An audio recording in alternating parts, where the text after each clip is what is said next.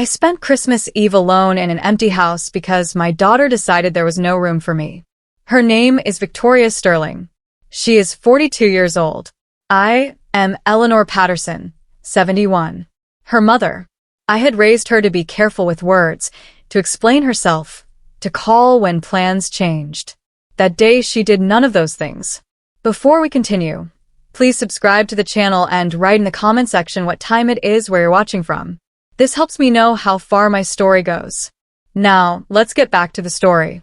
All morning, my phone stayed quiet. No invitation, no confirmation. Every other year, Victoria called by noon, rushing through details. Come early, Mom. Don't bring anything. We'll save you a seat. This year, there was nothing. The story you are about to hear is a work of fiction created to convey lessons about family, emotions, and human values. All characters and events are illustrative. At 3 o'clock in the afternoon, I finally texted her. Do you want me to come by around 6? The reply came 10 minutes later. One line, no greeting. Please don't come. There's no room. I stare at the screen, waiting for the rest of it. An explanation, an apology, anything that would tell me this wasn't what it sounded like. Nothing followed. I called. It rang once, then went to voicemail. I didn't leave a message.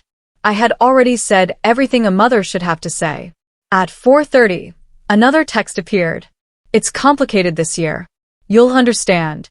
Understand what? That my place had quietly disappeared. I typed, then erased, then typed again. I'm your mother. She didn't answer.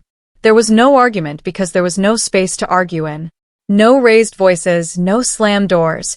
Just a decision already made, delivered in a sentence small enough to miss if you weren't looking for it. By the time the sky went dark, I realized something I hadn't allowed myself to think before. This wasn't a mistake. It was a choice. Somewhere between the guest list and the table settings, my name had been removed. I put my phone face down and sat very still, listening to the quiet pressing around me. The house felt larger without anyone in it, as if it had been waiting for people who were never coming. I stayed there, unmoving while Christmas Eve passed without me, carrying the weight of a silence that felt intentional, final, and new. I drove home without turning on the radio. The silence felt deliberate, like something I needed to sit with. When I unlocked the front door, the house greeted me the same way it always had, quiet, steady, patient. But that night, it felt different. It felt like it had noticed I was alone. The tree was still lit in the corner of the living room. I had put it up 3 days earlier, telling myself I was being practical. Victoria might stop by, I had said out loud while untangling the lights. She always does, eventually. I hadn't realized how much hope I'd folded into that small act. I set my purse down and stood there, coat still on, looking at the ornaments. Most of them were old, handmade. Victoria's handwriting crooked on the back of a paper angel. I touched it and pulled my hand away quickly, like it might burn. I went into the kitchen and reheated the soup I had made that morning.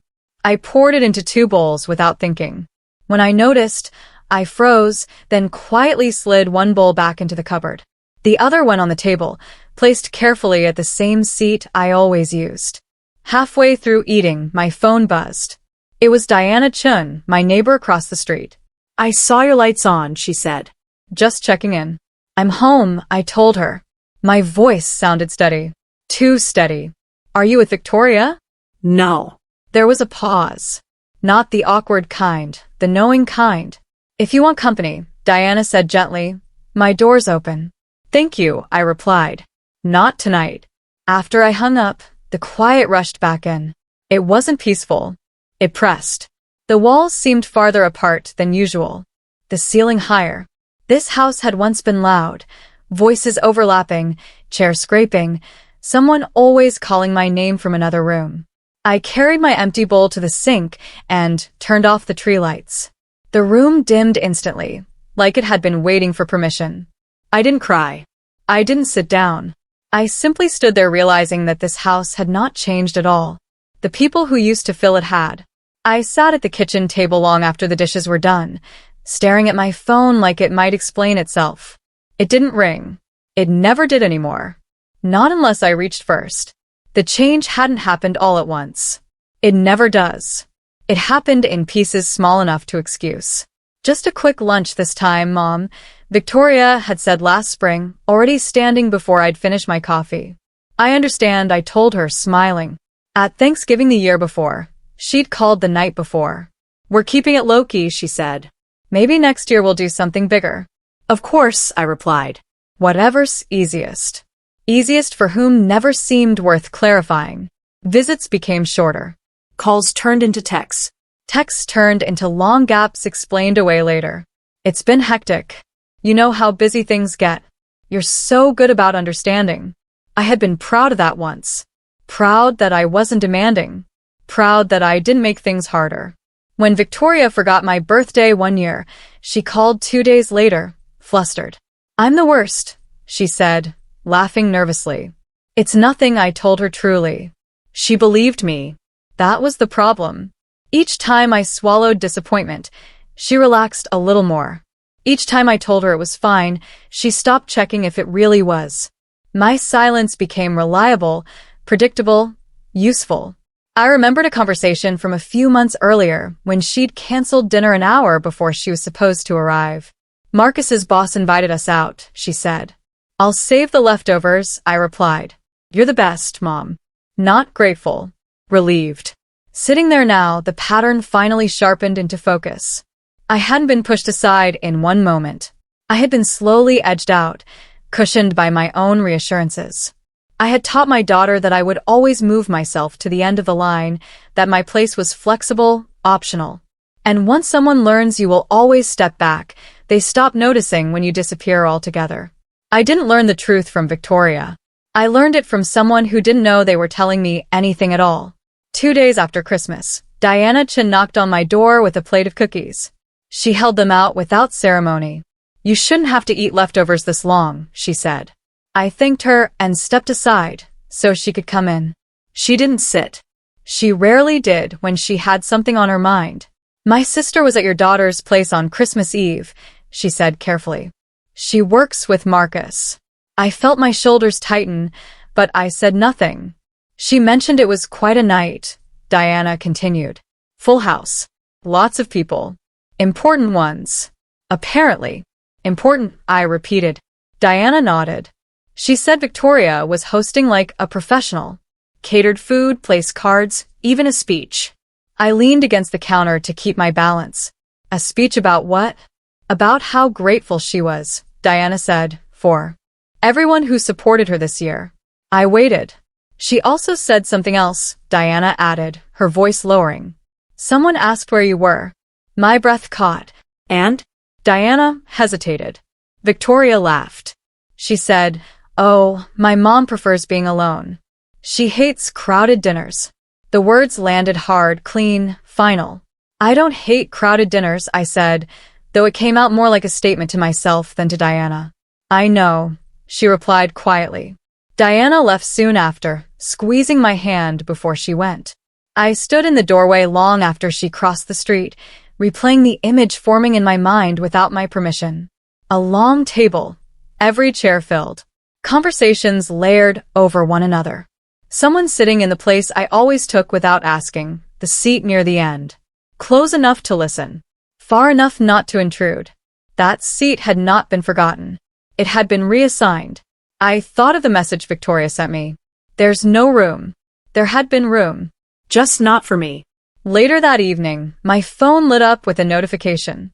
A photo forwarded by a distant cousin. Victoria at the head of the table, smiling wide, glass raised. The caption read, so grateful for everyone who showed up. I turned the phone face down. The anger that rose in me wasn't sharp. It was steady, heavy. It came with an understanding that settled deep and stayed. I had not simply been left out. I had been replaced. I waited. Not the dramatic kind of waiting where you stare at the door. The quiet kind. The kind you don't admit to yourself because it feels humiliating to name it. The first day after Christmas passed without a word. I told myself Victoria was tired. Hosting took energy. People needed time to recover. I didn't reach out. I had already said enough. The second day passed the same way. On the third day, my phone rang. I picked it up too quickly, then stopped myself when I saw the name. It wasn't Victoria. It was my cousin Sandra, cheerful and nosy in equal measure. "Hey, Eleanor," she said. "I heard you didn't make it to Victoria's dinner." "I didn't," I replied. There was a pause. "Oh, I assumed you were sick." "No," I said. "I was told not to come." Another pause, longer this time. "Well, that's surprising." We said our goodbyes politely. When the call ended, I set the phone down and waited again. That evening, Victoria finally texted. "People keep asking why you weren't there." That was it. No greeting, no acknowledgement of what she had done. Just irritation. I stared at the screen, the message suddenly clarifying everything. She wasn't reaching out because she missed me. She was reaching out because my absence had been noticed. I typed, then erased. Typed again. "You told me not to come." 3 dots appeared. Disappeared. Appeared again. "I didn't think it would turn into a thing," she replied. "I told them you like your quiet." I closed my eyes. Quiet was what you chose. Silence was what you were left with. "I needed you to understand," she added. "It was a complicated night. Complicated enough to erase me. Simple enough to explain away." I didn't argue. I didn't remind her of the years I rearranged my life around her schedule. I didn't list the holidays I swallowed disappointment and called it flexibility. I wrote one sentence. "I understand perfectly." She didn't respond. For the first time, I saw the truth clearly without sentiment softening its edges. What happened on Christmas Eve was not a mistake or a misunderstanding. It was a decision, followed by days of comfort in that decision. My anger didn't flare. It settled. It organized itself. And when I stopped explaining myself, I felt something shift, not in Victoria, but in the space between us. I didn't wake up angry that morning. I woke up clear. Clarity has a weight to it. It doesn't rush. It doesn't argue. It sits with you until you stop pretending not to see it. I poured coffee and opened my calendar. The paper one I still used out of habit. For years, it had been filled with notes written lightly, easily erased. Victoria maybe. Check with Victoria. If Victoria's free. I took a pen and crossed out an entire week. Later that afternoon, Diana knocked again. She didn't bring food this time. She brought news. "Your sister-in-law called me," she said, settling into the chair across from me. "She was asking if you were upset." "Was she?" I replied. Diana studied my face. "People are noticing you're quiet." "I've always been quiet," I said. "Yes," she answered gently. "But you've also always been present." That word landed. Present. I thought about the birthdays I organized, the holidays I anchored, the stories I repeated, so no one else had to remember them. I had been the connective tissue, invisible until it was gone. Diana leaned forward. "Victoria called her aunt this morning," she added. Sounded flustered about what she said. "I don't know why Mom isn't answering. She's never like this." I smiled then. Not out of spite, but recognition. Victoria had never needed to look for me before. I had always been where she left me. "I didn't disappear," I said quietly. "I just stopped reaching." That evening, my phone rang again. This time it was Victoria. "Are you upset with me?" she asked, skipping any greeting. "No," I said. "That doesn't sound like no." "It sounds like you're used to me fixing discomfort," I replied. "I'm not doing that right now." Silence stretched between us. Not hostile. Unfamiliar. "I didn't realize you mattered this much to everyone," she finally said. I let that sit. "I mattered," I corrected softly. "You just didn't need to notice." I hung up before she could fill the space. Not to punish her. To protect something I hadn't protected before. For the first time, the distance between us felt intentional, on my terms. I didn't sit down to write with anger in my hands. I sat down with a steadiness I didn't recognize at first. The letter took 1 page. Not long, not dramatic. I didn't accuse Victoria of cruelty or selfishness. I didn't list examples. I didn't defend myself. I wrote the way I used to speak to her when she was young and upset, clear, calm, and finished before it turned into a debate. "Victoria," I began. "I'm stepping back for a while." I paused there, letting the sentence hold its shape. Stepping back sounded gentler than leaving, but it meant the same thing. I won't be organizing holidays or smoothing over misunderstandings, I wrote. I won't be explaining my absence or making excuses on your behalf. And I won't be offering financial help or last-minute support without being asked directly. That part mattered. For years, I had anticipated needs before they were voiced. Paid for things quietly. Filled gaps before anyone noticed they were there. I wasn't angry about it. I was done. I love you, I continued. But love without respect erodes. I need space where I'm not optional. I read the letter twice. The first time I expected to feel guilty. The second time I felt lighter. I didn't send it immediately. Instead, I folded it and placed it in the drawer where I kept important papers, right next to my will and the list of emergency contacts. I wanted it there with the things that mattered and didn't require constant revision. That evening, Victoria called again. I feel like you're pulling away, she said. I am, I replied. Why? Because I've been holding us together by myself, I said, and I'm tired. She waited for me to soften it. I didn't. I don't know what you want from me, she said finally.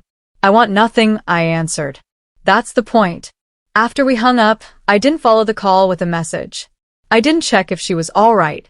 I didn't prepare an explanation for the next person who might ask.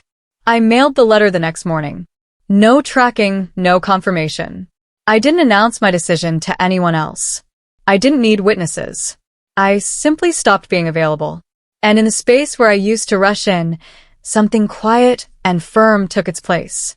The call started the morning after I mailed the letter. One missed call, then another, then 3 in a row, close enough together that my phone didn't have time to go dark between them. I didn't answer any of them. I watched the screen light up and go still again, like a tide pulling back. By noon, the messages began. Mom, please call me. This is getting awkward.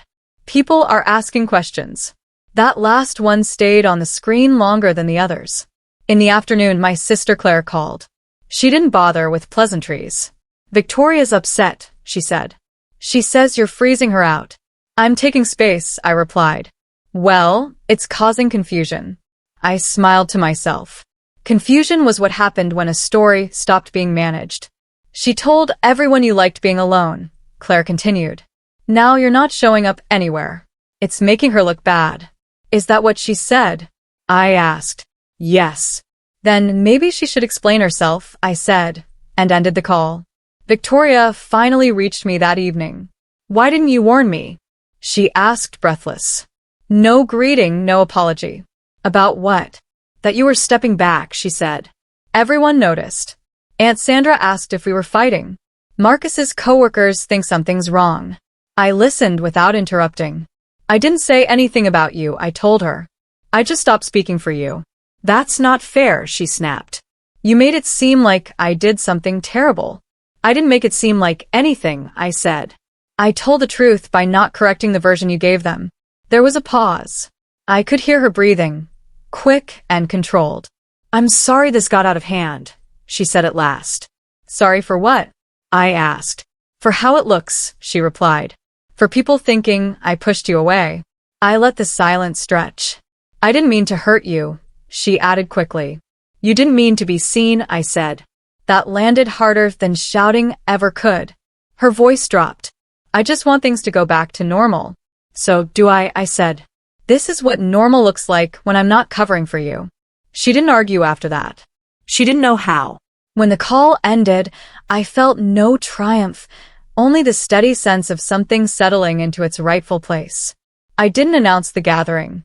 I didn't frame it as a statement. I simply invited people.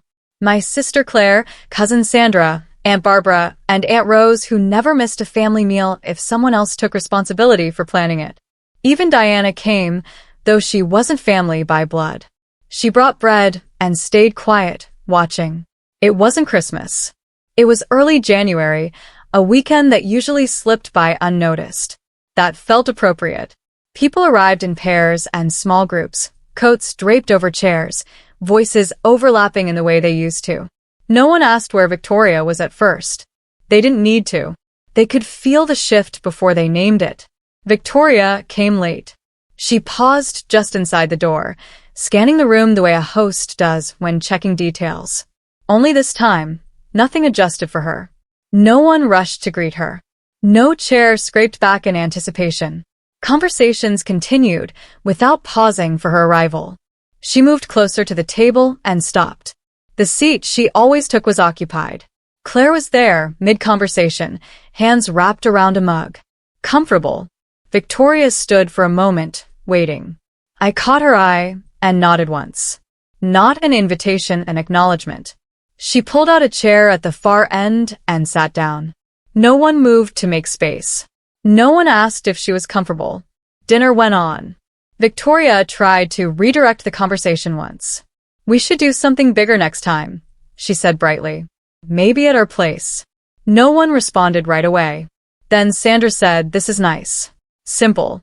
I agree, Claire added. Low effort, less stress. Victoria smiled, tight and practiced. At one point, she leaned toward me. You didn't tell me you were hosting, she said quietly. I didn't need to, I replied. Later, when dishes were being cleared, she reached for my arm. Can we talk? Not tonight, I said, gently removing her hand. She stayed for 20 minutes after that, long enough to realize the room wasn't hostile. It just wasn't arranged around her anymore. When she left, no one remarked on it. The door closed. Laughter picked back up where it had paused. I sat at the table listening, feeling the weight of something lift. Not because she was gone, but because I was no longer making myself smaller to keep her centered. Victoria's message arrived 3 nights later, long after dinner, long after I'd turned off the television. Mom, it began. No nickname, no affection layered on. I've been thinking. I know things have been tense. I don't want us to stay like this. I'm sorry for how everything turned out. I hope we can talk soon. I read it once, then again. I set the phone down and didn't touch it for a while. When I finally picked it up, I didn't feel angry. I didn't feel victorious either. I felt steady. I typed back slowly. I'm open to talking, I wrote, but not about returning to how things were. If we speak, it will be with honesty and respect. I won't rush this. She replied within minutes. I understand. That was new. Not agreement. Not remorse. Understanding. I let it sit there. The truth was simple. I wasn't withholding forgiveness to punish her. I was protecting myself because I'd learned what it costs to give access without boundaries.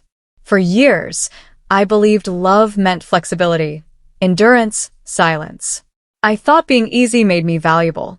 What I learned too late, but not too late to matter, was that silence teaches people how to treat you. So here is the lesson I carried out of that empty house and into the rest of my life. Love without respect slowly erases you.